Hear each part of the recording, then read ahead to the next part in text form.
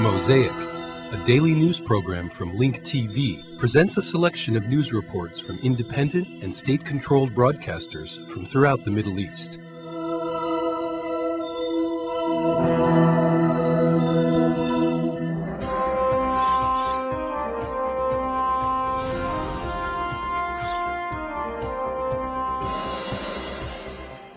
His Majesty the King and Her Majesty Queen Rania have checked on the condition of a home for the elderly in Amman.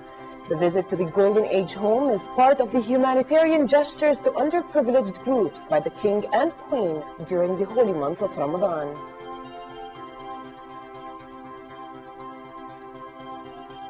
Prince Charles of Wales began a several-day working visit to Jordan. He will meet Their Majesties King Abdullah and Queen Rania. He will call on development projects and take a first-hand look at education and cultural programs carried out with financial and technical support from British institutions. Prince Charles will also tour cultural landmarks and historic sites in the kingdom. Israel's divided parliament has ratified Prime Minister Ariel Sharon's Gaza withdrawal scheme. 67 lawmakers voted for the plan, 45 voted against, and 7 abstained. The endorsement of Sharon's US-backed disengagement plan followed a stormy Knesset debate. It is a key step toward the first evacuation of settlers from occupied Palestinian lands.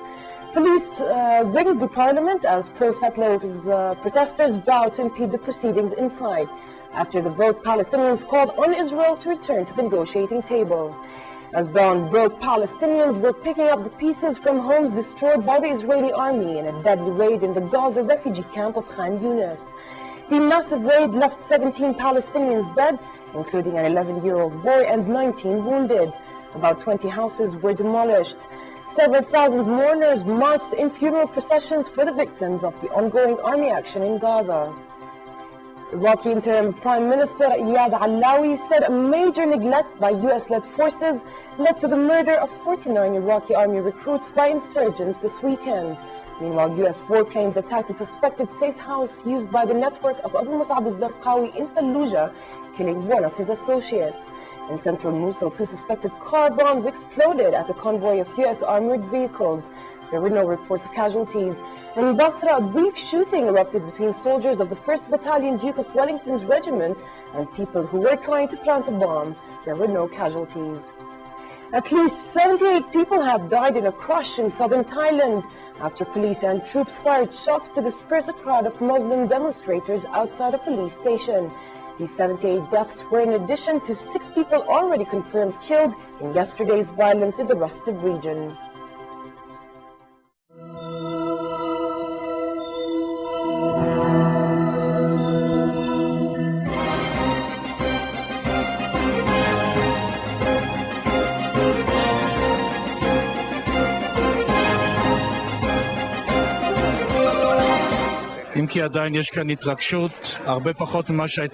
Although there's less excitement now, everyone is waiting for all the Knesset members to sit down as they are voting on Sharon's withdrawal plan. Everything has to be done according to the protocol. We already know that the Prime Minister has successfully overcome the biggest hurdle and managed to get the majority vote he needed.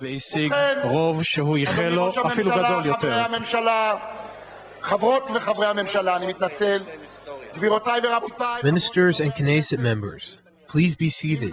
The results are 7 abstained, 45 against, and 67 voted for the resolution. The Knesset has decided to pass the resolution, which binds everyone here. The next Knesset session is tomorrow, Wednesday.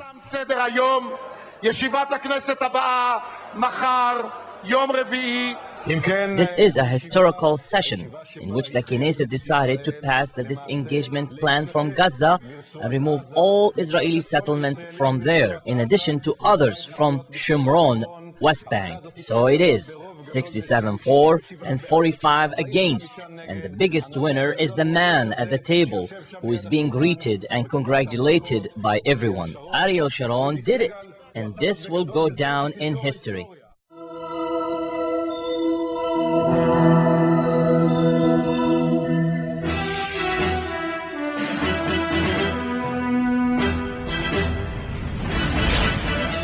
Sharon defended his disengagement plan at the start of a stormy debate.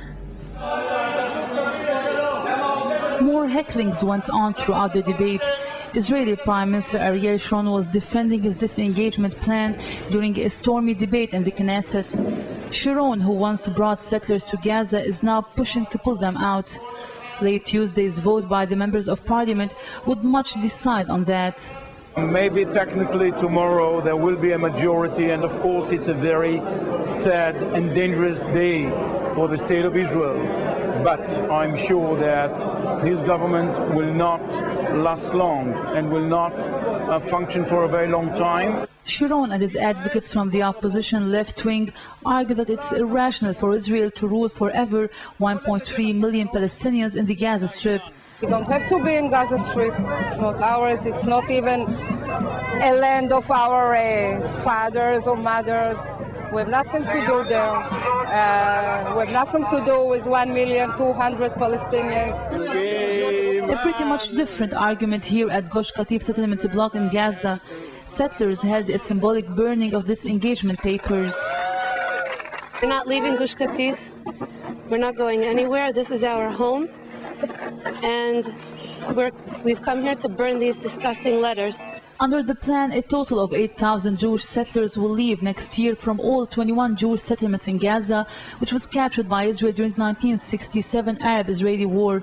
Several hundred settlers of 4 small Jewish enclaves in the northern West Bank will also be evacuated. Now moving to Iraq, U.S. occupation tanks again bombarded neighborhoods in the western Iraqi city of Fallujah overnight, killing 3 people and injuring 2 others. The shelling followed U.S. air raids on the city, where the military claimed it killed what it called a known associate to Abu Mus'ab al-Zarqawi.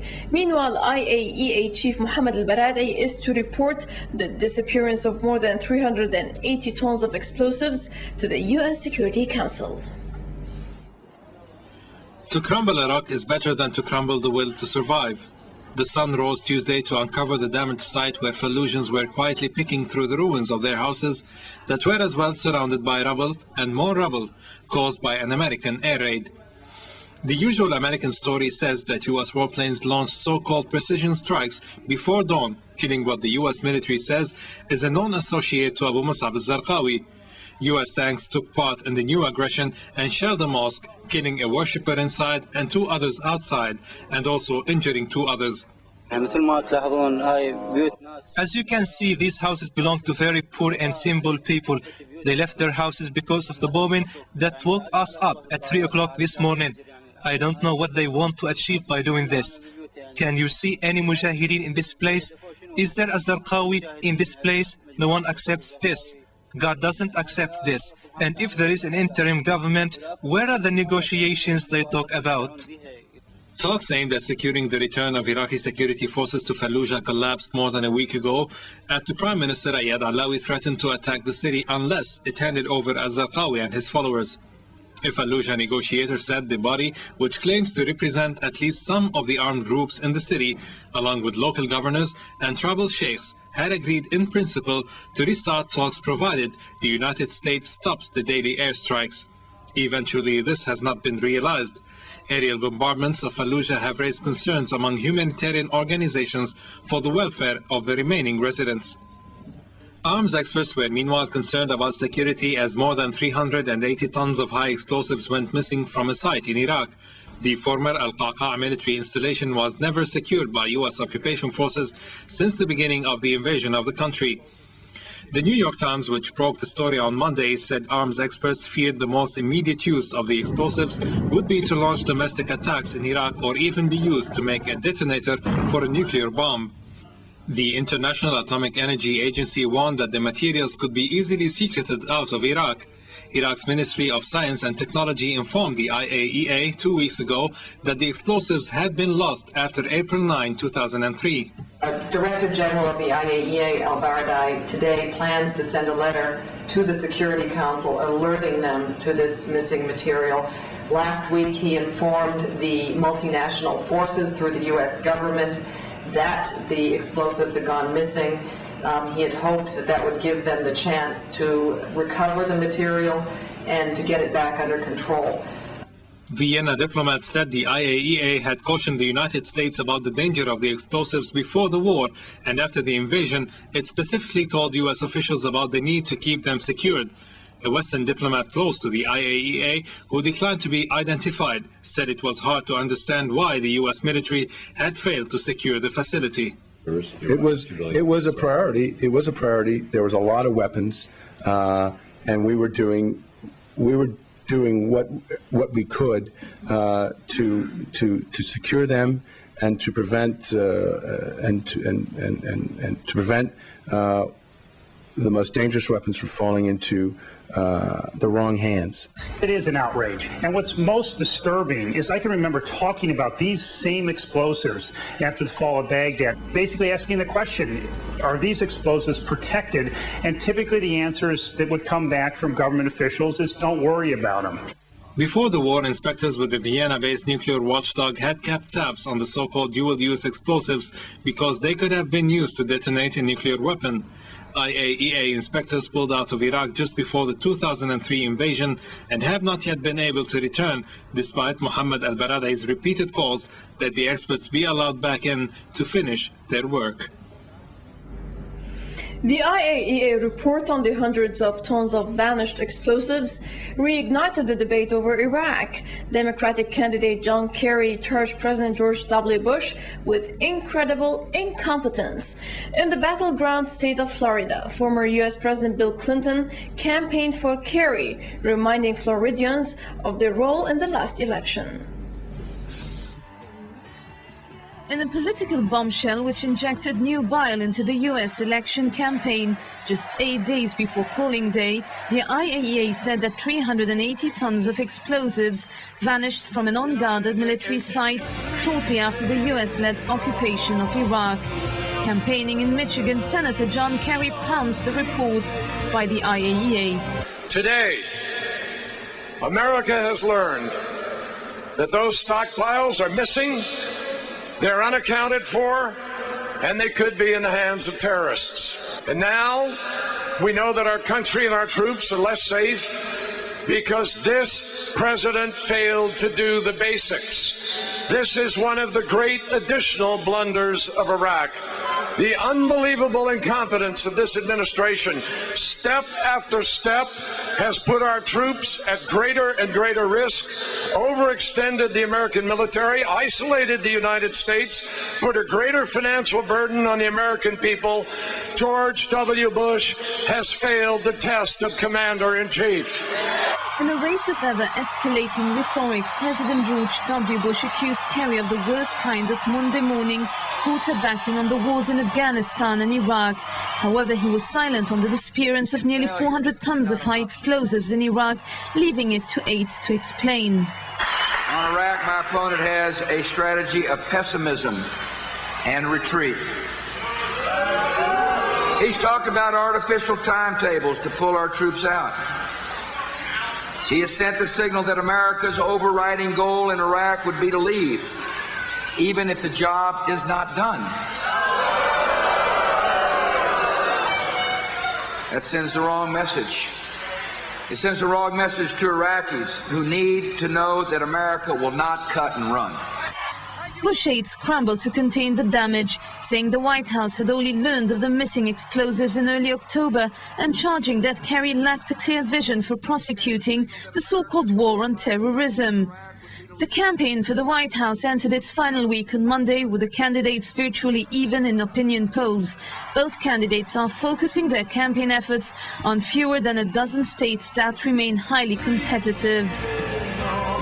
Former U.S. President Bill Clinton campaigned for Kerry in the battleground state of Florida, reminding them of their role in the last election. Clinton underwent heart bypass surgery less than 2 months ago. The two-term president said he didn't believe his presence was going to turn voters, but offered a list of reasons to support Kerry. Now, one of Clinton's laws of politics is this. If one candidate's trying to scare you and the other one's trying to get you to think, if one candidate's appealing to your fears and the other one's appealing to your hopes, you better vote for the person who wants you to think and hope. That's the best.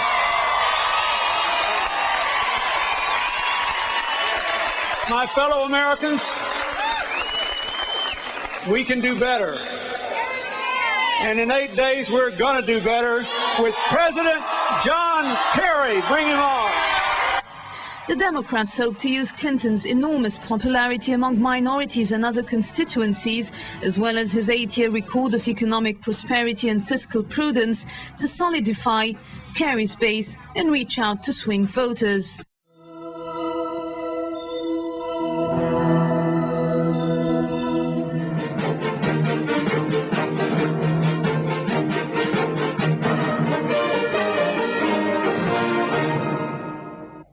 The following report will address the importance of the American elections to the Arab and Muslim communities, which, like the rest of American society, have been living in a state of anticipation for the November 2nd elections. Most members of the communities still suffer from the repercussions of the security measures and racial discrimination that followed the September 11th attacks and Bush's war on Iraq and international terrorism.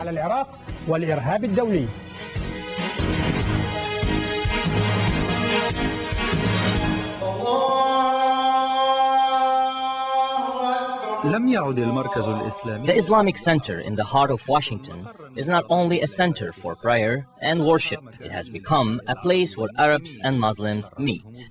In the mosques, halls and entrances, one can overhear conversations about promises made by both presidential candidates, the neglect of Arab and Muslim Americans, and which candidate is more receptive to their aspirations.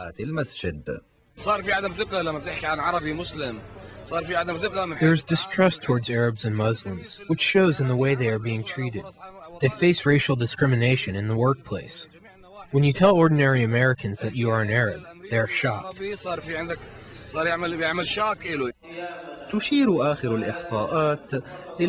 Most recent surveys indicate that 1 out of 4 Americans have anti-Islamic views, which forces members of the Muslim community to remain isolated and avoid expressing their own views, fearing that they will be subjected to the random arrest campaigns which they suffered from after the September 11th attacks. Their suffering continues in the current situation, which has not been normal since the beginning of the war in Iraq.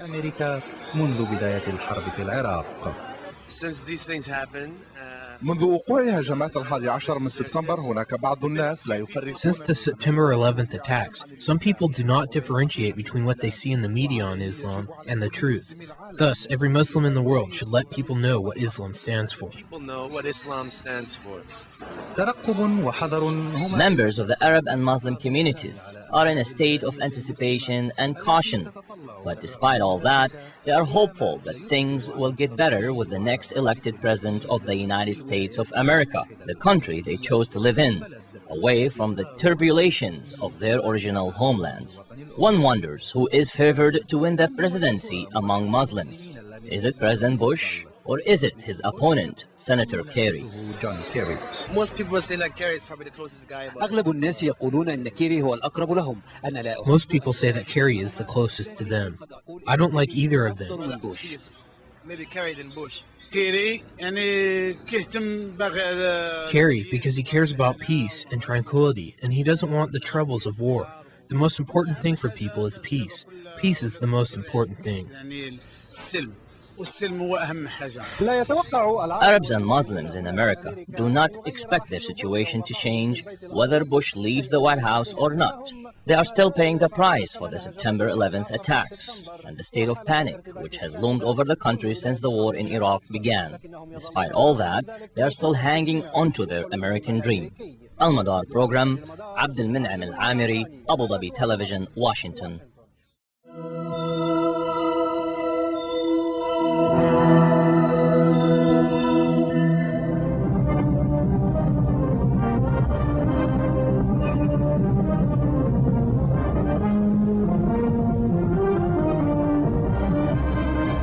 The brutal Israeli aggression against Khan Younis continued today and resulted in the killing of 16 Palestinians and the wounding of more than 70, many of them seriously.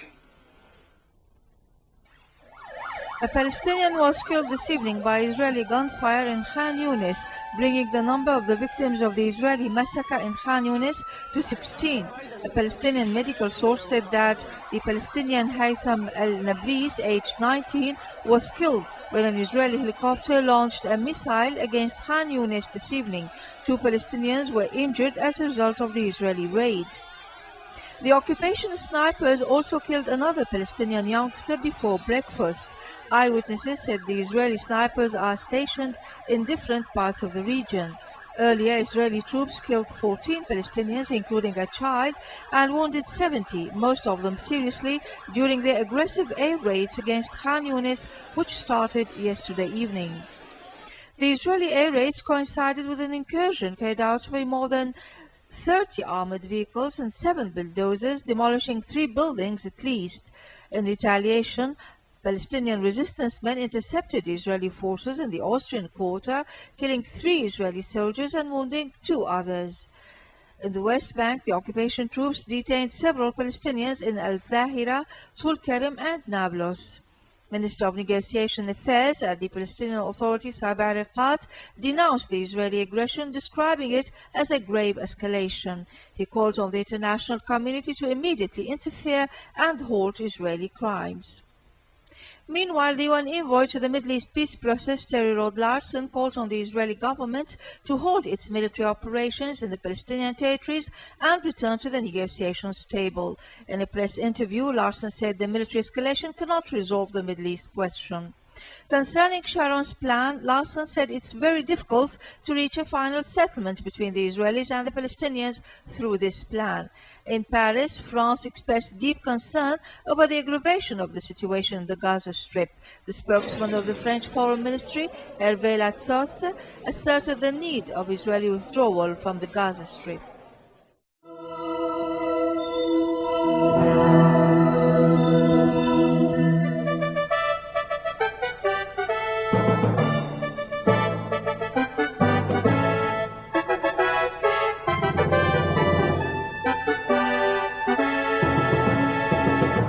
In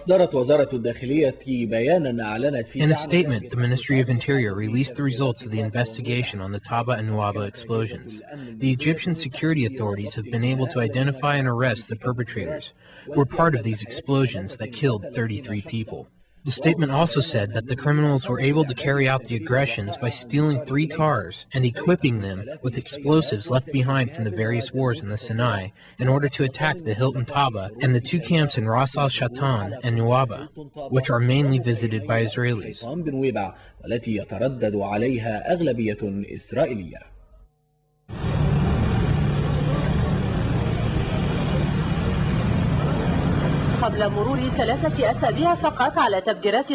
Only 3 weeks after the Taba and Nuwaba explosions, the Egyptian security authorities identified and arrested the perpetrators who participated in these explosions that took place on October 7th, killing 33 people.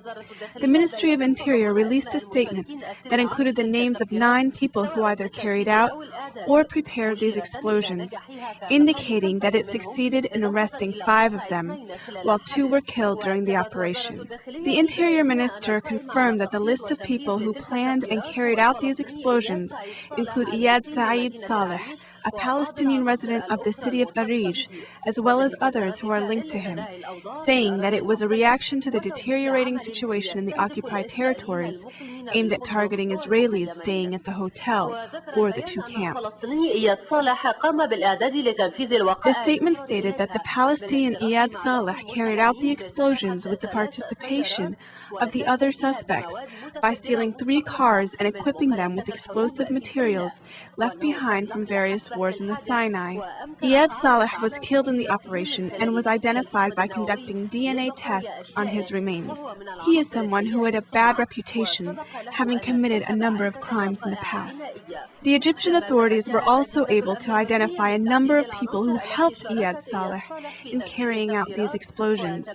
3 of them were Bedouins from the Sinai who were known to be engaging in illegal activities. They are Suleiman Ahmed Saleh Fleifel, who also died in the operation, as well as his brother Muhammad Ahmed Saleh Fleifel and Hamid Gum'a Gum'an. Meanwhile, authorities also arrested the members who participated in these explosions. They are Mohammed Ahmed al-Swirki, Ihab Mahmoud Eid Mizbah, Hamid Salim al-Ahmar, Mohammed Ga'i Sabah, and Mohammed Abdullah Rabai Suleiman. The criminals used 3 cars packed with explosives for the attack on Hotel Taba and the explosion at the Bedouins camp and El Balqamar camp in the Ras al-Shaitan region in Nuwaba, and which is mostly frequented by Israelis.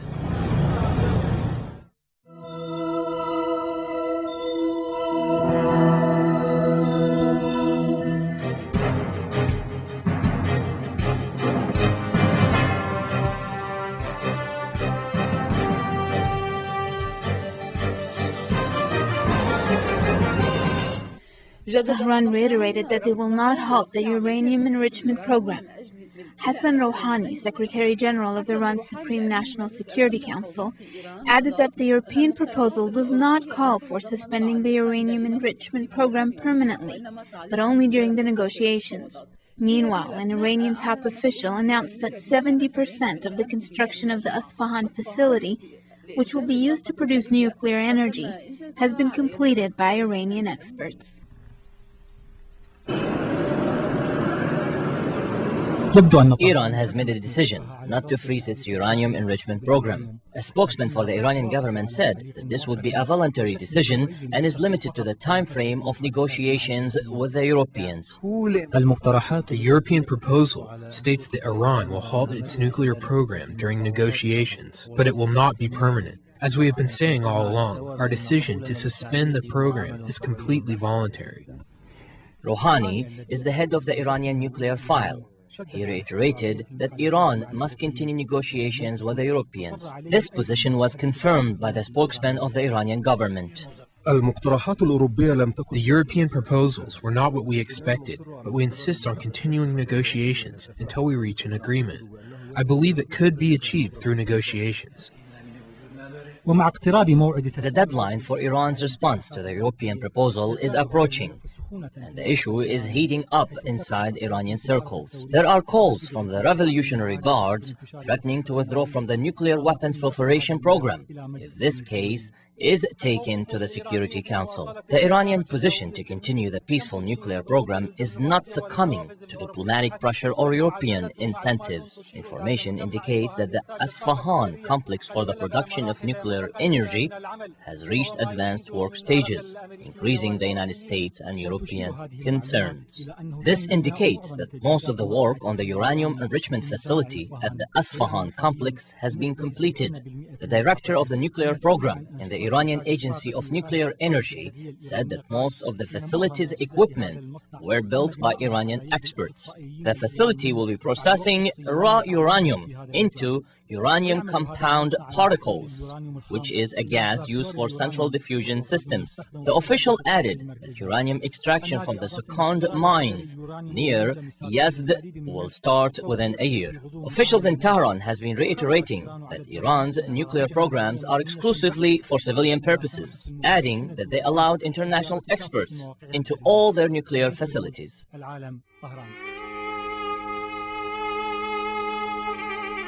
The views expressed on Mosaic are not those of Link TV or its sponsors, but of the broadcasters themselves. Mosaic is made possible by a grant from the John S. and James L. Knight Foundation, which promotes journalism excellence worldwide and invests in the vitality of 26 U.S. communities, and the William and Flora Hewlett Foundation. Additional support is provided by the Firedoll Foundation and Henry and Virgilia Dakin.